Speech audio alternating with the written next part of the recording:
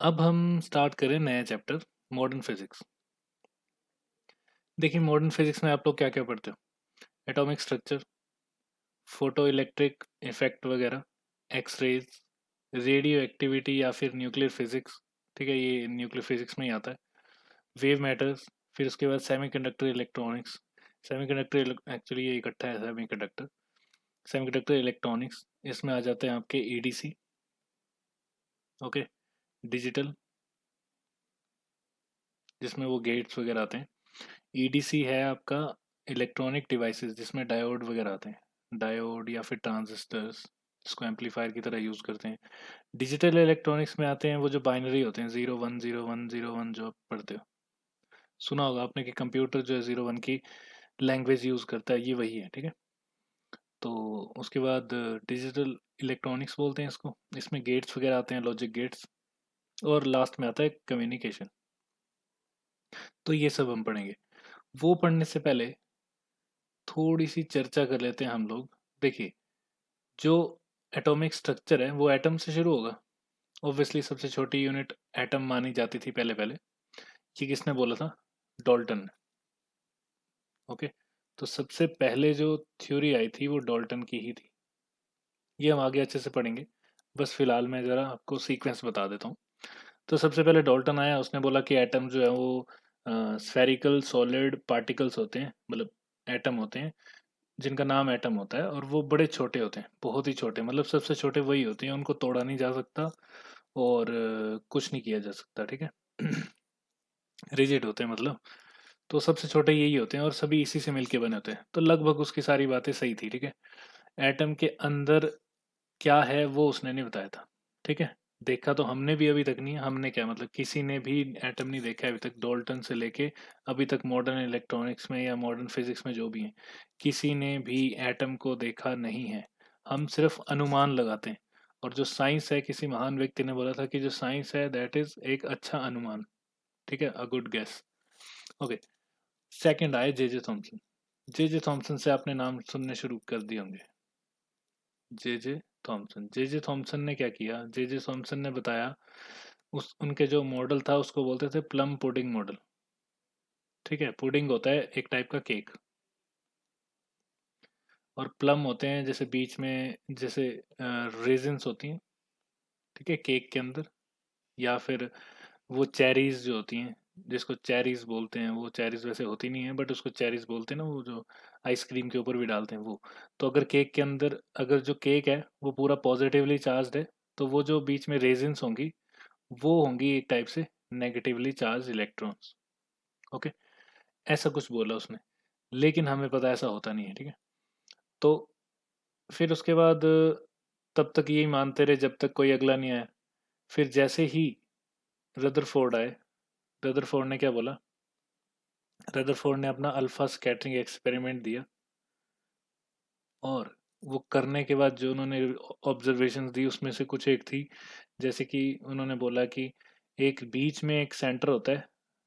ठीक है, जो कि बहुत वैसे तो छोटा सा होता है, लेकिन वही होता है जो पॉजिटिवली चार्ज है, क्योंकि मैंने अल्फा पार्टिकल फेंक के देखे हैं, बाकी सभी जगह खाली थी, तो सारी रेज जो है वो क्रॉस होगी। ठीक है, तो हो सकता है बाकी जगह खाली हो, या फिर नेगेटिवली चार्ज वहां पे पड़े हो आयंस, इलेक्ट्रॉन्स मतलब। ठीक है, तो ये रदरफोर्ड ने बोला था। फिर उसके बाद नील्स बोहर आ गए, और उनकी थ्योरीज तो आपको पता ही है। ठीक है, तो बाकी चीजें हम आगे पढ़ते हैं। उसके बाद आ गई मॉडर्न फिजिक्स। तो नील्स बोहर ने क्या बोला था? नील्स बोहर ने बोला कि नील्स बोहर ने बोला कि एटम जो होता है उसके अंदर न्यूक्लियस होता है, और जो इलेक्ट्रॉन्स हैं वो एक डेफिनेट पाथ में घूमते हैं। ठीक है, जिसको आप लोग नाइन्थ से पढ़ते आते हो। ठीक है, इलेक्ट्रॉन्स हैं, फिर उसके बाद बाहर वाले में ऑर्बिट में भी इलेक्ट्रॉन्स हैं। इन सभी को इलेक्ट्रॉन्स बोलते हैं। ये 1 2 3 ऐसे करते करते एंड तक होते हैं। एंड वाले को बोलते हैं वैलेंस शेल। है, तो वैलेंस शेल। तो ये शेल्स होते हैं, KLMN करके नाम दे दिए थे उन्होंने। फिर उसके बाद कौन आया? उसके बाद मॉडर्न केमिस्ट्री के हिसाब से उसको बोलते हैं अब क्वांटम फिजिक्स वैसे तो। ठीक है, उनकी शुरुआत इन्होंने की थी, नील्स बोर वगैरह ने, जो बड़े सारे साइंटिस्ट थे। तो दैट इज क्वांटम फिजिक्स। अब क्वांटम फिजिक्स में क्या बोला गया? उसके अकॉर्डिंग ये बोला गया कि जितने भी आपके ये जो भी आपने मतलब एटम माना है, उसमें ना बड़े सारे ऑर्बिट्स होते हैं, ऑर्बिटल्स होते हैं। ठीक है, उसको ऑर्बिटल थ्योरी भी बोलते हैं, ऑर्बिटल थ्योरी। तो ऑर्बिटल थ्योरी के अकॉर्डिंग क्या बोला कि न्यूक्लियस सही है, बीच में ही होता है। ठीक है, लेकिन उसके बाहर उसके बाहर ऑर्बिटल्स होते हैं। ऑर्बिटल्स का मतलब क्या है? ऑर्बिट तो हो गया एक स्पेसिफिक पाथ, ऑर्बिटल हो गए स्पेस, ऐसा स्पेस जहां पे इलेक्ट्रॉन मिलने की जो प्रोबेबिलिटी है वो सबसे ज़्यादा होती है। ठीक है, तो उसमें उन्होंने नाम दे दिए मॉडर्न वालों ने कि एस पी होता है, फिर डी होता है, फिर एफ होता है, ये आपने पढ़े हैं। तो याद होगा आपको कि क्वांटम नंबर होता है, फिर क्वांटम एजीम्यूथल नंबर होता है, फिर उसका क्वांटम स्पिन होता है। ये सब क्वांटम फिजिक्स के अंडर आते हैं। ठीक है, तो मतलब एटम के अंदर भी फिजिक्स है। ठीक है, और जब एटम से कोई केमिकल बन जाएगा मिलके, फिर उस केमिकल के मिलने के बाद फिर बड़े सारे केमिकल्स मिलेंगे तो बायोलॉजी बन जाएगी, और बायोलॉजी बनने के बाद वो ऑब्जेक्ट्स बन जाएंगी बड़ी बड़ी। फिर उसकी स्टडी हम फिर से फिजिक्स में कर देते हैं, जो कि आपने काइनेमेटिक्स में पढ़ लिया है ना। तो मतलब शुरू से लेके एंड तक फिजिक्स ही चल रही है, और उससे भी बड़ी बड़ी ऑब्जेक्ट्स ले लो, जैसे कि आपके प्लैनेट्स हो गए, सन्स हो गए, स्टार्स हो गए। ठीक है, ये सब क्या है? ये भी हैवी बॉडीज हैं, इनको फिर से फिजिक्स में ही पढ़ते हैं। नाम होता है एस्ट्रोनॉमी, एस्ट्रोनॉमी। जहाँ पे हम एस्ट्रोनॉमी वो साइंस की फील्ड है जहाँ पे हम अर्थ जैसी हैवी ऑब्जेक्ट्स को एक छोटा सा पॉइंट मास लेते हैं। ठीक है, और कॉस्मोस, कॉस्मोलॉजी भी बोलते हैं। कॉस्मोलॉजी मतलब अर्थ को छोड़ के बाकी जितनी भी बाहर की स्टडी करेंगे उसमें, मतलब अर्थ उसके लिए पॉइंट साइज ही हुआ, वही बात है। यूनिवर्स की स्टडी को बोलते हैं कॉस्मोलॉजी, एस्ट्रोनॉमी वगैरह वगैरह। एस्ट्रोलॉजी ये नहीं होता है। ठीक है, एस्ट्रोलॉजी पुराने ज़माने में से शुरू हुई है वैसे तो। ठीक है, तो बोला जाता है कि एस्ट्रोलॉजी क्या करती है, एस्ट्रोलॉजी में हम जो, आप लोगों ने सुना होगा कि इसका ग्रह खराब चल रहे हैं वगैरह वगैरह, वो एस्ट्रोलॉजी में आता है। ठीक है, तो एस्ट्रोलॉजी और एस्ट्रोनॉमी को मिक्स नहीं करना कभी भी। ठीक है, एस्ट्रोलॉजी में ये बोलते हैं कि वो स्टडी करते हैं effects of planets, effects of planets, मतलब ग्रह के जो इफेक्ट होते हैं हमारी लाइफ पे वो। ठीक है, बट ऑब्वियसली साइंस के हिसाब से ये जस्ट थ्योरीज हैं। ठीक है, ऐसा कुछ होता नहीं है, कोई प्लेनेट किसी के ऊपर कोई भी दबाव नहीं डाल रहा है, ना ही कुछ कर रहा है। ठीक है, उल्टा जैसे कि सन है। ओके, यहाँ पे सन है, इसके बाहर हमारी अर्थ है, यहाँ कहीं मतलब ये तो मरकरी है, फिर वीनस आता है, फिर उसके बाद यहाँ अर्थ है। उल्टा जुपिटर तो हमेशा बचाता ही है हमें, जो जुपिटर है यहाँ पे बड़ा सा। ठीक है, वो तो हमें बचा ही रहा होता है। कैसे बचा? अच्छा, इससे पहले मार्स भी आता है। तो ये जो जुपिटर है वो क्या करता है? जुपिटर बहुत बड़ा ग्रह है। ठीक है, बहुत बड़ा मतलब बहुत ही बड़ा, कम से कम भी 1317। ठीक है, ये कैलकुलेशन मैंने खुद की हुई है, 1317 के आसपास इतनी अर्थ्स आ जाती हैं, इतनी अर्थ्स के बराबर है ये जुपिटर। ओके, तो होता क्या है कि ये जो जुपिटर है, जैसे मान लो कि कोई पार्टिकल आया, पार्टिकल बोल रहा हूँ, एस्ट्रॉयड आया कोई बड़ा सा। ठीक है, और वो अर्थ की तरफ आ रहा है, तो जुपिटर क्या करता है, उसको घुमा देता है अपने साथ, और अर्थ इसका रास्ता चेंज कर देता है, तो वो अर्थ के ऑर्बिट में कभी पहुंच ही नहीं पाता।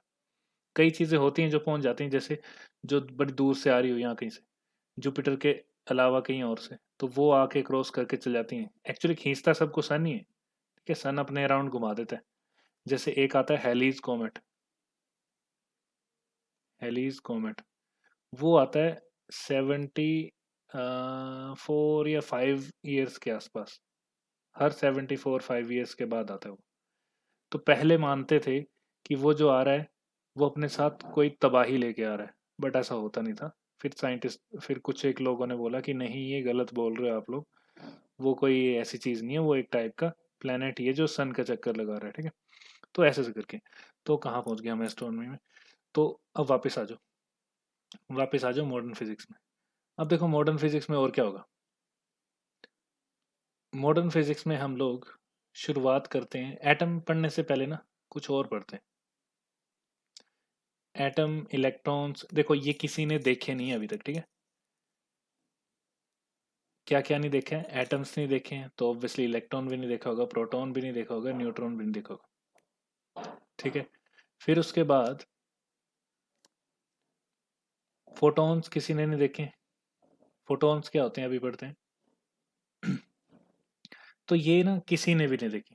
किसी ने मतलब कि अभी तक भी किसी ने नहीं देखे। हम इलेक्ट्रॉन माइक्रोस्कोप का यूज करते हैं छोटी छोटी चीजें देखने के लिए, बट उससे भी छोटी चीजें ही दिखाई देती हैं, ठीक है। एटम तक नहीं पहुंचते हैं। हाँ, बड़े बड़े मॉलिक्यूल्स दिखाई देंगे होंगे बेशक, ठीक है, बट इतनी छोटे कोई चीज नहीं बनी है जो एटम को भी दिखा दे या फोटॉन्स को हम देख सकें, ऐसा कुछ नहीं होता। ओके, चलो तो फिर क्यों ना शुरुआत फोटॉन से ही की जाए। फोटॉन्स,